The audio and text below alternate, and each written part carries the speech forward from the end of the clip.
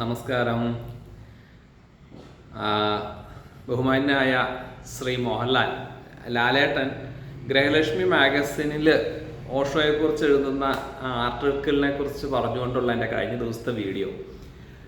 അപ്പം അത് കണ്ടതിന് ശേഷം ആത്മീയ യാത്രയിൽ നമുക്കൊപ്പം സഞ്ചരിക്കുന്ന ആത്മീയ യാത്രയിൽ എൻ്റെ സഹയാത്രികരായ ഒന്ന് രണ്ട് പേര് എൻ്റെ അടുത്ത് മെസ്സേജിലൂടെ പ്രതികരിച്ചിട്ടുണ്ടായിരുന്നു. അതായത് മോഹൻലാൽ ഓഷോയെ ഇഷ്ടപ്പെടുന്നത് അത്ര വലിയ കാര്യമാണോ? അപ്പം പ്രശസ്തരായ സെലിബ്രിറ്റികൾ ഇഷ്ടപ്പെടുന്നു എന്നുള്ളത് കൊണ്ട് ഓഷോ ദർശനങ്ങൾക്ക് എന്തെങ്കിലും പ്രത്യേക ബഹുമാന്യത ഇനി ലഭിക്കാനുണ്ടോ എന്നുള്ള രീതിയിലായിരുന്നു ചോദ്യം. അതുപോലെ തന്നെ വേറൊരാൾ ചോദിച്ചത്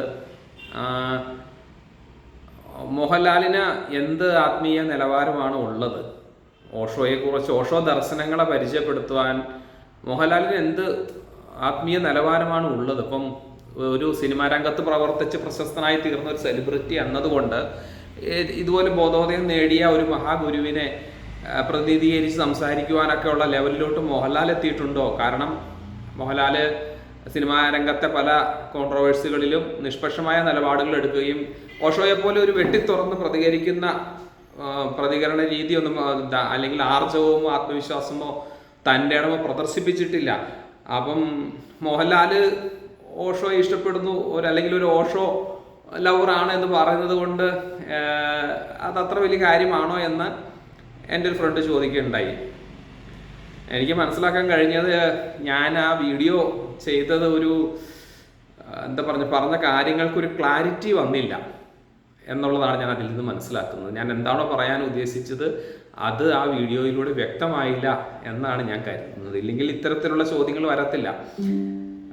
അതായത് ഞാൻ ആ വീഡിയോയിലൂടെ പറഞ്ഞത് അല്ലെങ്കിൽ പറയാൻ ശ്രമിച്ചത് ഓഷോ ദർശനങ്ങൾക്ക് നമ്മളുടെ ഈ കാലഘട്ടത്തിൽ ലഭിച്ചുകൊണ്ടിരിക്കുന്ന സ്വീകാര്യതയെക്കുറിച്ചാണ്. ഞാൻ പറഞ്ഞു, വർഷങ്ങൾക്ക് മുമ്പ് ഞങ്ങളുടെ ഒരു വാട്സപ്പ് ഗ്രൂപ്പിൽ ഓഷോയുടെ മരണവാർത്ത എങ്ങനെയാണ് അവർ അവതരിപ്പിച്ചത്? സ്വതന്ത്ര രതിയുടെ സുവിശേഷവുമായി ലോകം ചുറ്റിക്കറങ്ങിയ വിവാദ താന്ത്രിക ആചാര്യൻ ഓഷോ രജനീഷ് നിര്യാതനായി. സ്വയം പ്രഖ്യാപിത ഭഗവാൻ ദീർഘകാലമായി കിടപ്പിലായിരുന്നു അത്രേ.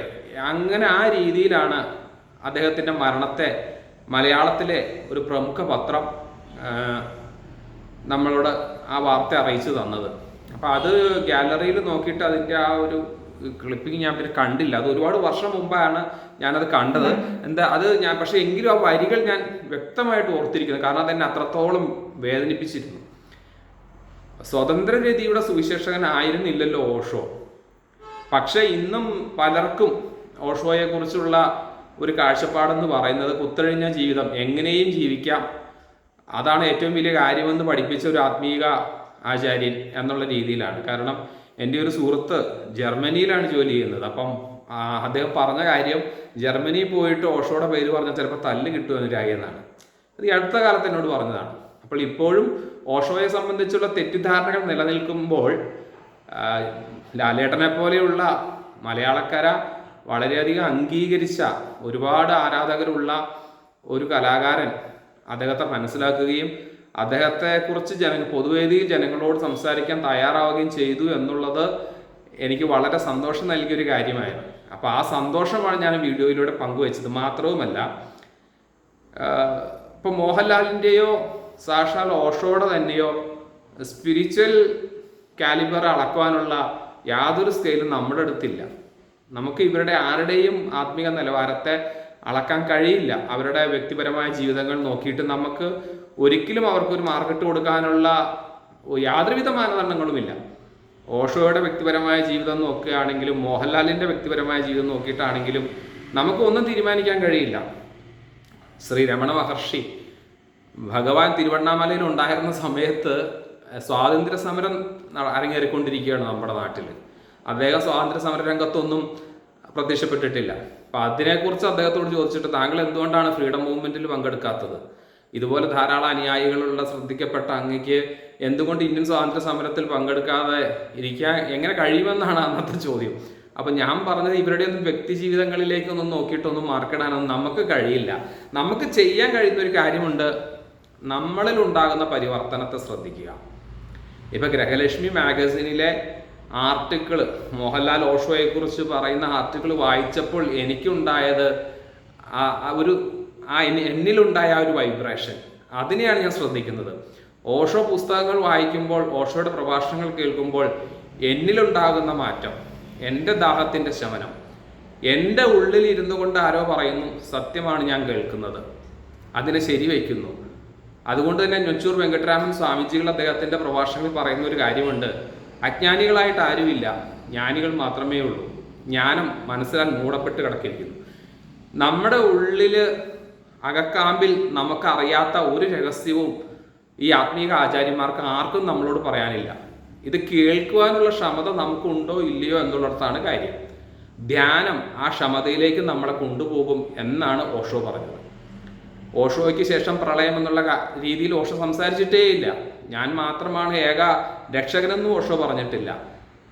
താങ്കൾക്ക് ശേഷം താങ്കളുടെ സന്ദേശത്തിന് എന്ത് സംഭവിക്കും എന്നുള്ള ചോദ്യത്തിന് സാക്ഷാത്കാരത്തിൻ്റെ ഒരു പൂ കൊഴിഞ്ഞാൽ അനേകായിരം പൂക്കൾ ഈ പ്രകൃതിയിൽ വീണ്ടും വിരിയുമെന്നാണ് ഓഷോ പറഞ്ഞത്.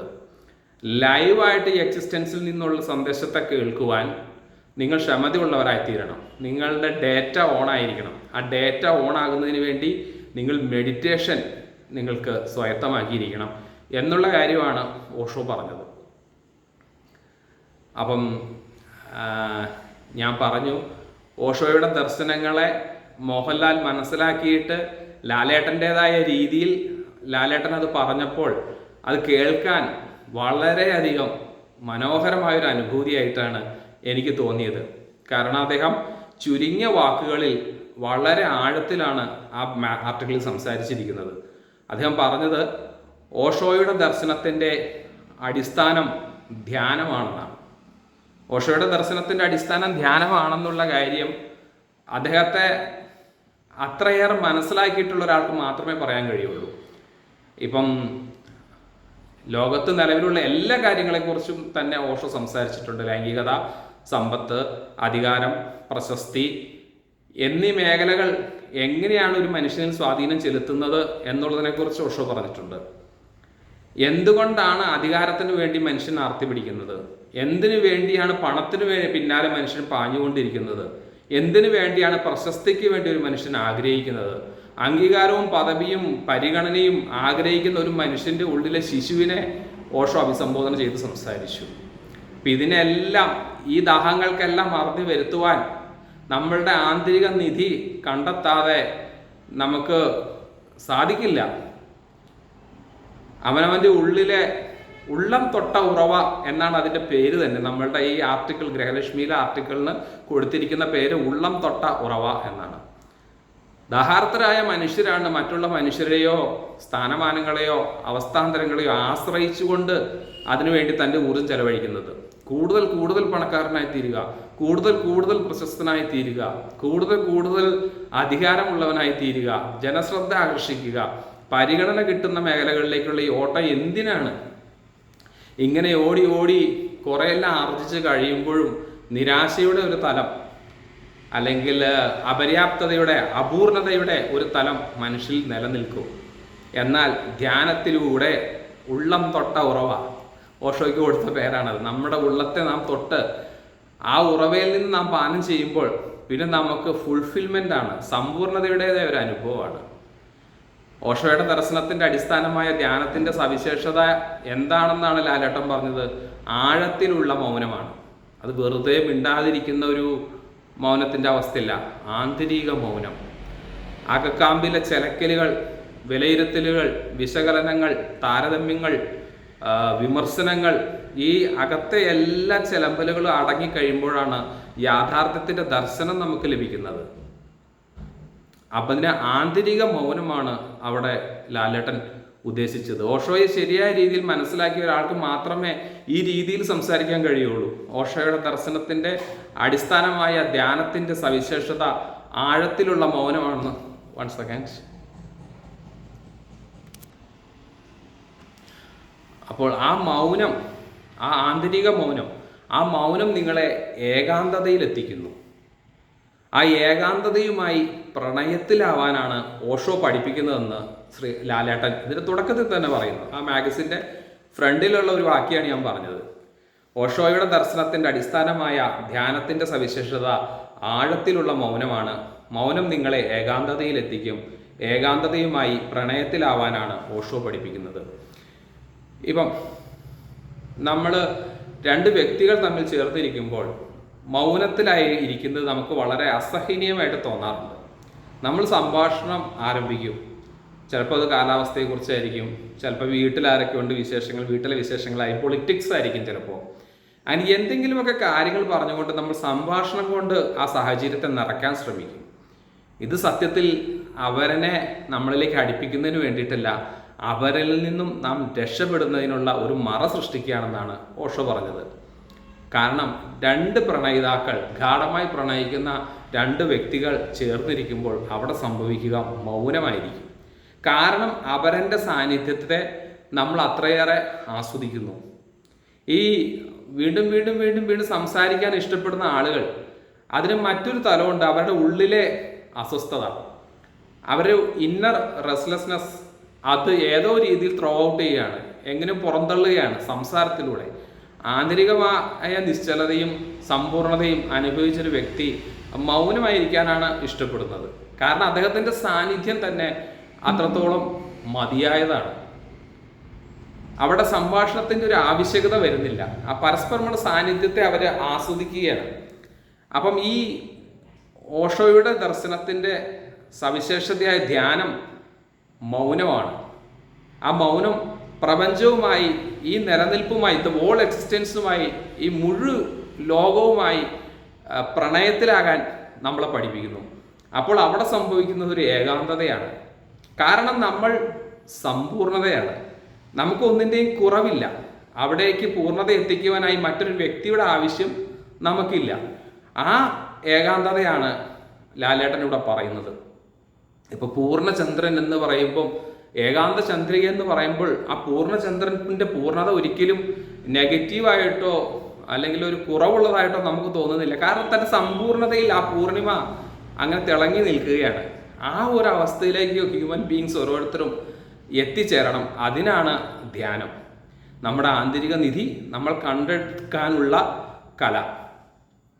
മനുഷ്യവംശം എന്നുള്ള നിലയ്ക്ക് നമുക്ക് നിലനിൽക്കാനുള്ള ഒരേ ഒരു സാധ്യത ധ്യാനമാണെന്ന് ഓഷോ പറഞ്ഞു.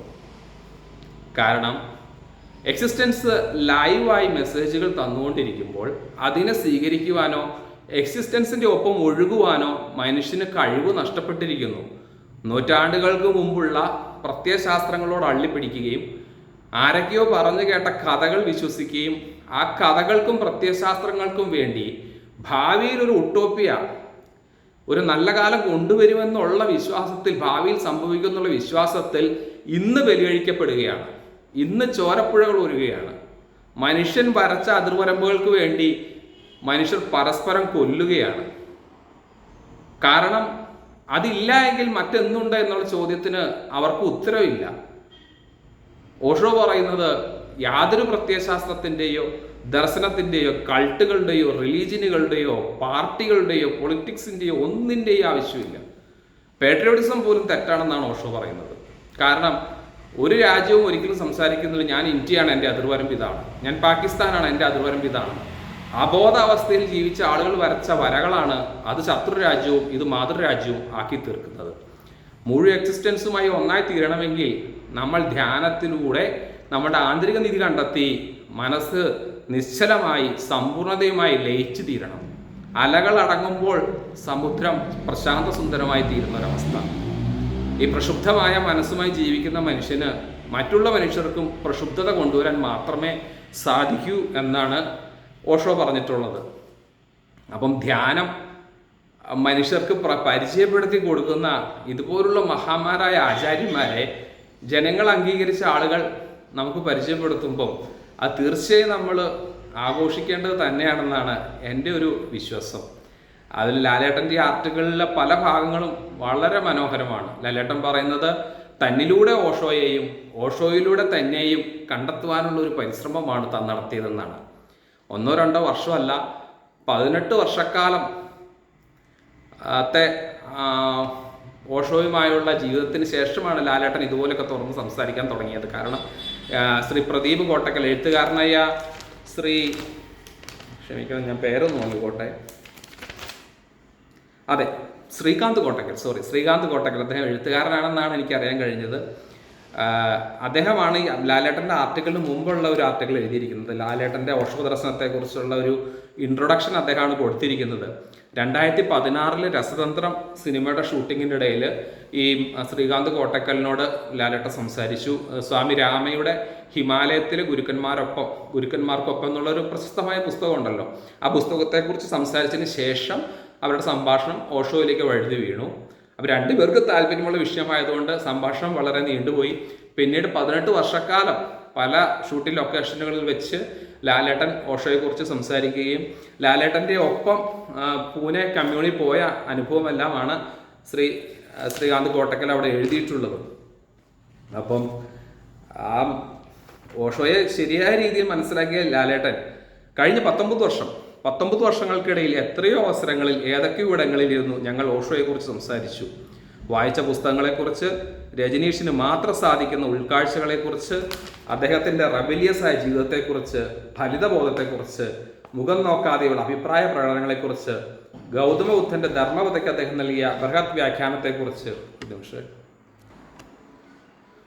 അപ്പോൾ ഗൗതമ ബുദ്ധൻ്റെ ധർമ്മപദയ്ക്ക് അദ്ദേഹം നൽകിയ ബൃഹത് വ്യാഖ്യാനത്തെക്കുറിച്ച്, ഭഗവത്ഗീത വ്യാഖ്യാനത്തെക്കുറിച്ച്, വിജ്ഞാന ഭൈരവതന്ത്രത്തെക്കുറിച്ച്, സെൻ ബുദ്ധിസത്തെയും താവോയിസത്തെയും കുറിച്ച് ഒന്നിനും വേണ്ടിയല്ലാത്ത സല്ലാപങ്ങൾ.